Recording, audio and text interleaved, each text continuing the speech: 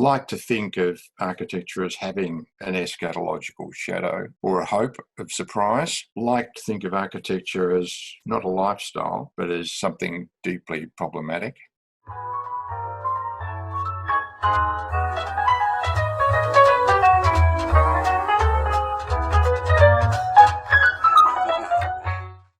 Howard Raggatt. I'm a founding director of ARM Architecture. I thought I might just back up slightly from that question. I just scribbled down here a few sort of overarching thoughts about where I think architecture sort of sits for how we work. Think of architecture as a way to explore the human condition. Really. Not essentially an aesthetic activity. Like to think of it as a real cultural activity, that is sort of serious questioning. Think of architecture as something we don't know rather than something we do. Like to think of architecture as a genuine questioning. Recall a lovely quote from Jacques Derrida. I think all genuine questioning is summoned by a certain type of eschatology. Like to think of architecture as having an eschatological shadow or a hope of surprise. Like to think of architecture as not a lifestyle, but as something deeply problematic. Think of architecture as probably uncommunicative, but trying very hard to prove otherwise.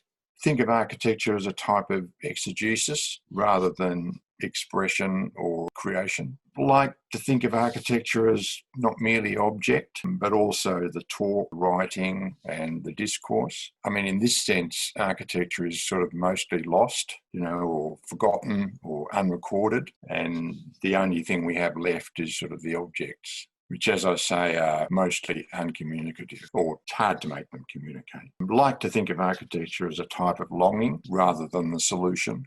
So as a sort of means of waiting, as a form of expectation, as a hope of surprise. I guess the parti idea as a kind of iconic representation of the way of thinking, the idea of the blur, the sort of field of the unknown, the search for a means of definition. How is it possible to make something clear out of what is essentially a blur? The idea of exegesis sort of assumes body of knowledge. It assumes kind of local history, narrative. It assumes discourse, questioning, critical tradition we're trying to discover. Another theme would be this idea of the puzzling. You can see these are all subcategories of the blur, if you like. Puzzling sort of forms of the problematic, the unresolvable versus the legible, questioning versus resolution, conviction versus mere juxtaposition. All these kinds of problematizing on the one hand, but you can see that in a word like puzzling, go to things like puzzles, forms of puzzles.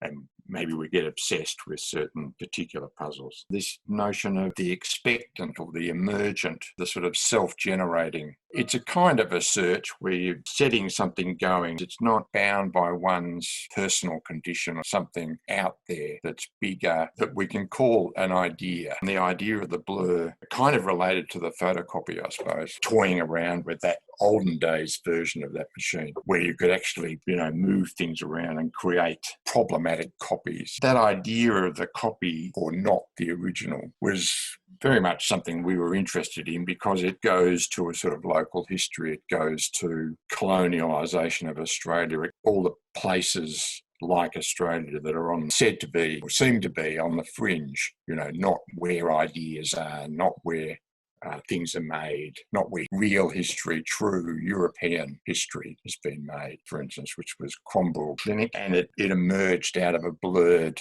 stretched photocopy of Robert Venturi's famous Mother's House, which we then deployed sort of means of pixelation, various strategies to try and define that otherwise blurred condition.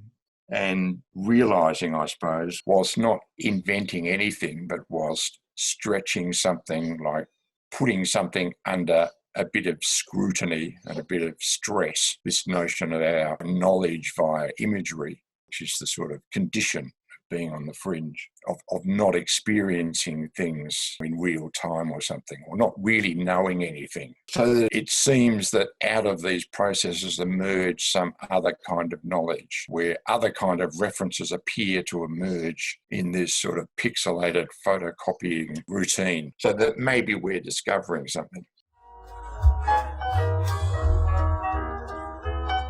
This sort of knot or the copy and the KNOT seem to be pretty much a quintessential sort of object of the blur, this, untangleable object, signifying the sort of complexity of stories, histories, narratives, impossible journeys, movement through architecture, the wish or the hope that it would mean something, or that you'd be able to make something that meant something, or that people could read.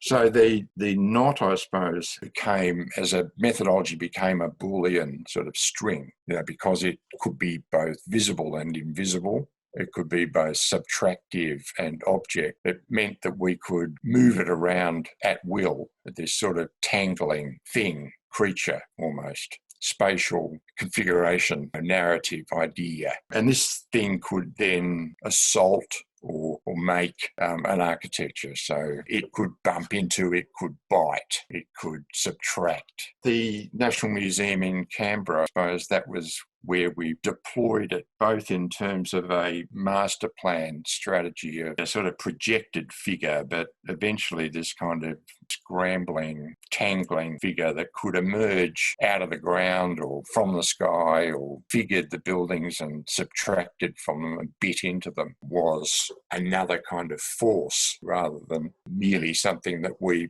toyed with. The Great Hall at Canberra became this subtractive knot, in a way a very clear knot, but because we made it a subtractive figure or a negative figure, we were seeing the movement from something not being an original to KNOT, an original, to being a sort of cast, which is not the original, but it defines the thing without being the thing.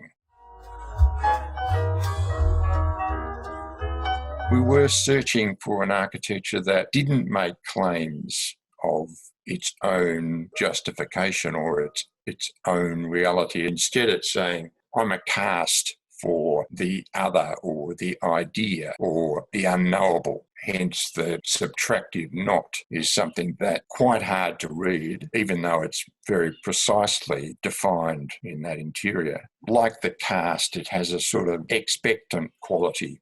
Sooner or later, the real thing will come along and sort of fill out this form that the cast has made. At the National Museum, that filling out is the people coming to the place and experiencing, hopefully, the story of Australia as a social history museum. So it's sort of gone from blur to not being the original to being the knot itself as a kind of negative, subtractive cast object. I guess there was a movement from the cast as a kind of precise object to polystyrene or packaging as a sort of imprecise cast, so that bits of packaging designed to hold things apart, usually within a sort of very clear frame like a box, and then this potentially quite complex shape is somehow within this thing. And then when you're left with just the packaging, it's unclear as to what that true object actually is. Polystyrene became less particular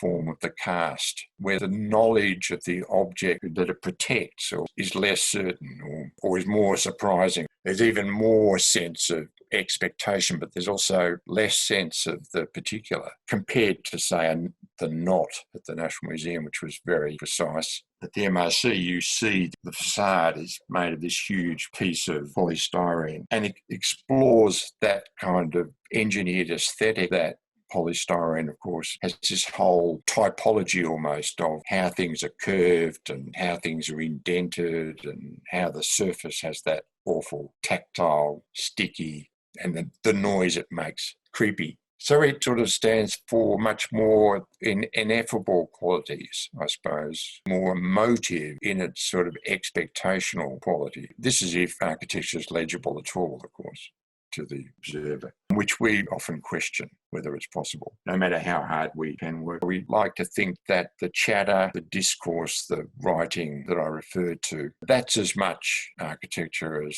these objects that we try to make. And as I say, mostly that material is lost. And so we are sort of increasingly left with objects that are uncommunicative.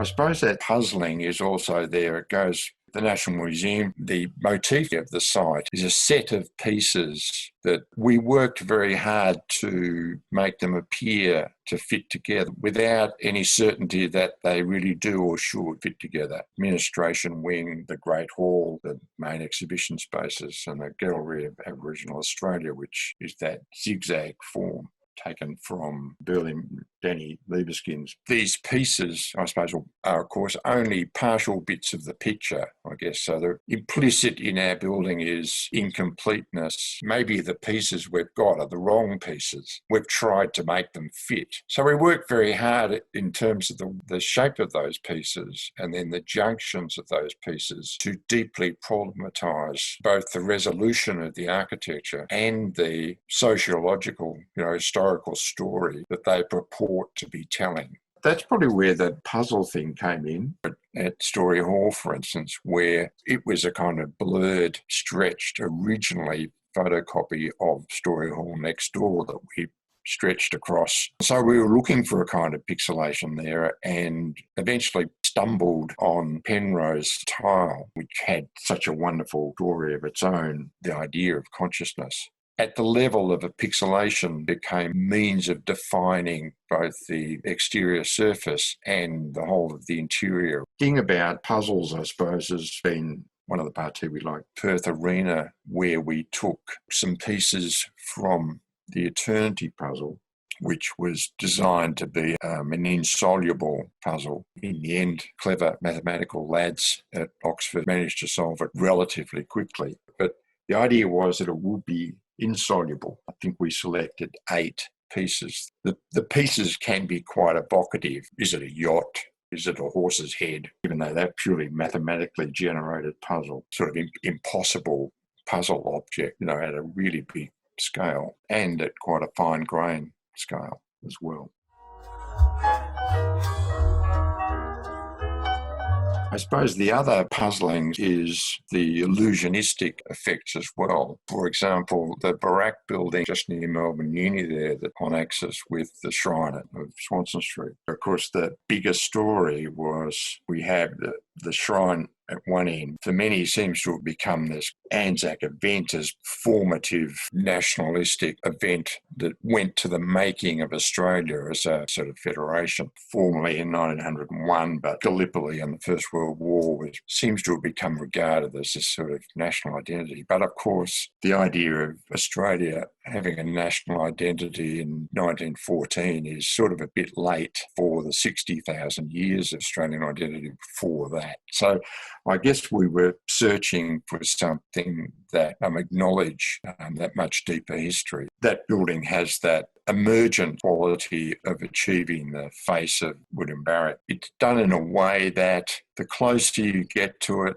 the harder it is to read. The further away you are, the clearer it gets. It doesn't want to sort of solve this problem, doesn't want to sort of be a solution in any way whatsoever. So that emergent quality of the face still highly sort of questionable and would inevitably raise questions. Who is it anyway? Is that Karl Marx? Is that past politician? Is it Jesus Christ? If we were trying to be profound, we were trying to be quite deflective of that condition. I guess we're talking about the emergent. The hope is that something comes out of the fog where the outcomes of an initial act are not something we can easily predict, where we're kind of observers of a bigger story or a bigger event. For example, Elizabeth Quay in Perth, where we were trying to create a new waterfront area, water inlet and an island and bridges and all the setting for 12 development sites, bring the city to the water or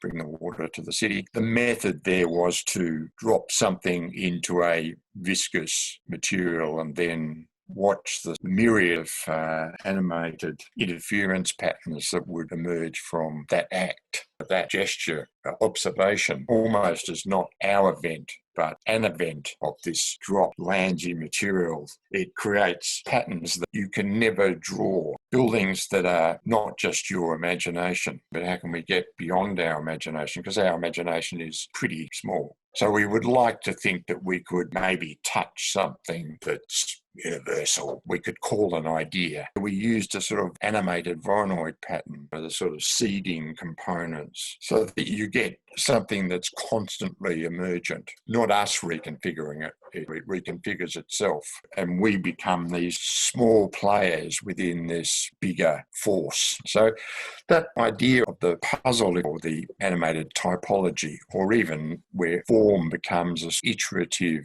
babushka object, which can be built up and reduced and sliced and investigated, a bit like cutting into an old tree trunk. You can discover the grain so that a facade can become much more the idea of discovery by active slicing things rather than artful designing in the traditional sense. These sorts of parti are lending a justification to things that one hopes are bigger than the individual expression. It seems that the human condition enjoys the possibility of something being huge and beyond, such as our contemporary view of the universe is today. We understand we're no longer the centre of all things. That there are much bigger ideas, if you like, than the mere practitioner.